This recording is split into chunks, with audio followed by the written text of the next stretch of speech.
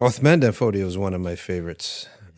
Uthman dan Fodio, he came at a time where the Hausaland had a lot of conflict.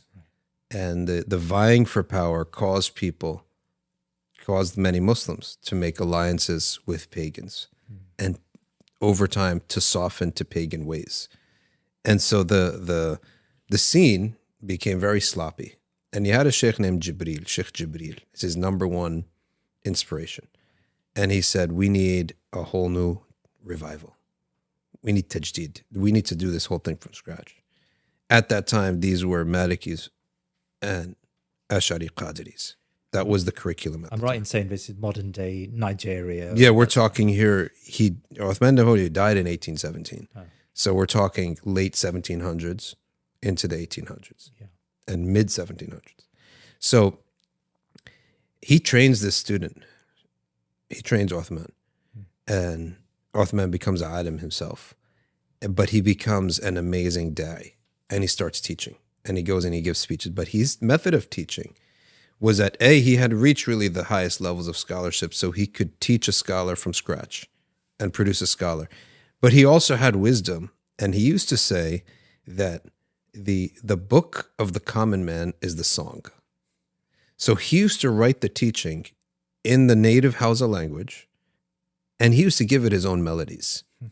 And he used to do it in such a simple way that they could memorize these, a couple lines and just sing it as a song. And he started having gatherings for the common people that involved recitation of Quran and dhikr and singing these songs. And these songs would get stuck in people's heads. And as they say, that people in the marketplace would be singing songs that had in it aqidah, right? Because that's how the common person learns. So he was able to tap into the elite and the common. And this continued to spread to the point that he was once invited to one of the king's palaces, and he went and he invited him to Islam and gave him some talk, etc. And he left, and the king loved him. So everything was good, and people started to flock to him. That king died, and his son came in, and immediately when he called for the meeting, he took a pistol out, tried to shoot him. So, but it backfired, and he burnt himself. So the people there took it as like, this is the future. In the future, he's going to destroy you. Just like Moses almost, how the Pharaoh, young Musa took the crown right off his head, put it on his head when Musa was a baby. So the people there took it as an ishara. There's going to be conflict here. Obviously, there's going to be conflict. He just tried to shoot you, but you're going to win the conflict. And so that initiated a period of hijrah. He had to take his people, and back in the day, there weren't clear lines of where people lived. You could just move to an empty patch of desert.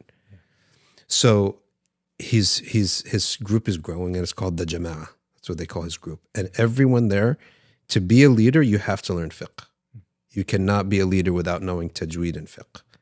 And so he was very strict on the side of knowledge. It wasn't just that he was seeking a general direction towards Islam. No, you needed to know your stuff. And he had some manuals that he wanted everyone in the Jama'ah to know. And he was actually criticized by these wayward, semi-Muslim, even pagans, because at that time, they didn't let the women leave. But he was like, no, the women got to study. And he would bring them out to the masajid to study, right? And that was that was one way they said he's an immoral man. He's bringing the women out to study into the masajid. But the next phase really symbolized the Battle of Badr for them, because they were attacked with a big attack, and somehow they won. So they considered that. He said, that's our Battle of Badr.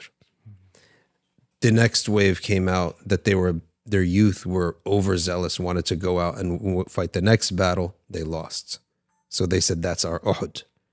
His life resembles the Prophet so much you can imagine. Then his enemies weakened. He got stronger. He established a khilafah. And they called it the Sokoto Caliphate. Sokoto is still a city now that's one of the greatest cities of Islam in Nigeria. Yeah. Now, interestingly, though, he didn't himself do the ruling.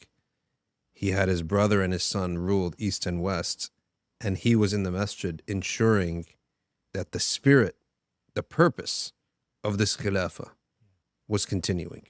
which was al-ilm wal-ibadah. He emphasized that you have to have knowledge, but you also have to be worshipful.